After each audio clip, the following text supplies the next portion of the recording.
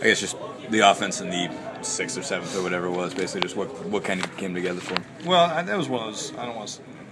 We're not going to count on innings like that a lot. For the most part, I was not pleased with our at-bats all night.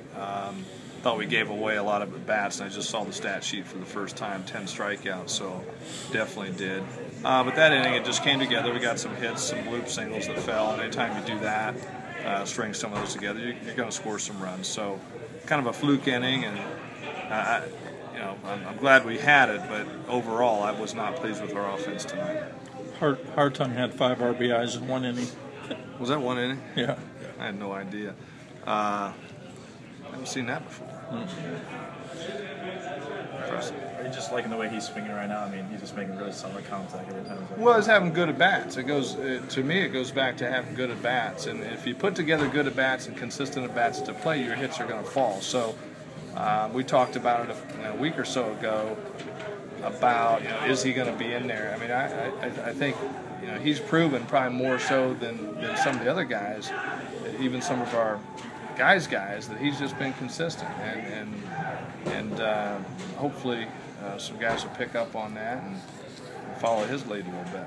We've talked about this before, but I mean, how much does he kind of just steady the kind of the structure of the lineup? Well, having somebody we were struggling. I mean, we were struggling in that 5-6 spot kind of all season. So, the Moose swinging the way he is, but that's nice to have him in there because, as I said last week, it's nice now I know I'm just writing that name down. There's no thinking. He's the guy. And I think consequently that's helped him relax and settle in too. So it definitely helps us.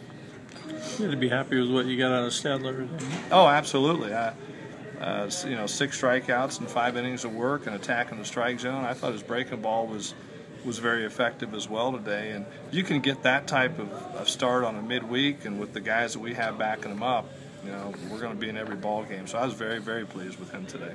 And I'm guessing Corson Carr wasn't part of your plan until it went 10-1. Well, it's one of those, we just said we're situationally going to get him out there when we can to get it going. But I thought that was, I thought he was aggressive. I don't think that was fluke stuff tonight. I thought that he pitched with some confidence tonight. He does that, he'll get back in there. How much does it work to put him in a position like that where he's up 10-1 and there's basically no excuse not to throw strikes there? I mean, well, but sometimes though you'll have guys that they'll mentally let down because they're not sharp. What I liked was I thought he was focused. I thought his pitches were down the zone. They had something on them.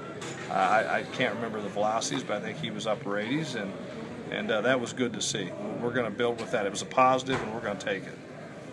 Do you like where your lineup's at? The lineup you had out there today? Which one? The one at the end? I mean, because I started Keratin today, which was just to get him some at-bats. But the lineup that we settled in with on the weekend that I think we came close to finishing there with, save changing out Schwarber and Hartung. Yeah, I like it. I think those guys have been the most consistent. You mentioned giving a bats away. I guess one guy's starting to struggle a little bit is Kyle. Is that something is there anything that you're seeing with him right now that worries you? No, I mean, you've been around this game, and you can't sustain excellence all the time in this game. You can try, but you're going to go through some ups and downs. I think the important thing is when you're going through the downs is that you have some maturity and know. And you ain't going to hear anything from this coaching staff other than you're a good hitter. And stay with it and just keep putting together good at-bats. But when you start trying to do more in this game is when you have failure. Scoring in the latter half of the game, is it just getting deep into the pitching staff? Kind of a theme for you? Well, yeah, as far for them. Yeah. I think they knew too. They've got as important a series we have this weekend with Illinois. I think they have the same thing with Central Michigan, kind of battling with them. So I knew going into the game they were probably not going to throw some of their guys to be ready. But where we are sitting with the RPI nationally, every game's important. So we brought in Harrison in the 5th. And I was telling Higgy, our pitching coach, I said, we need to win this game, plain and simple. But I was glad to see us cut in them a little bit and open it up. You had to be happy to see Wilhite get a couple of good at-bats. Yeah, I love that kid because he comes, if you could watch him practice every single day, he does exactly what he's supposed, not that the other guys don't, but he does exactly what he's supposed to do. He doesn't say much. He works his tail off, and it's like you want to reward a guy. So the reward for me to him was getting him into the game. he doesn't know, but he rewards me because I love to see him be successful. And yeah, I'm very happy because that kid, he's just such a great kid and a hard worker. I love to see him have that success.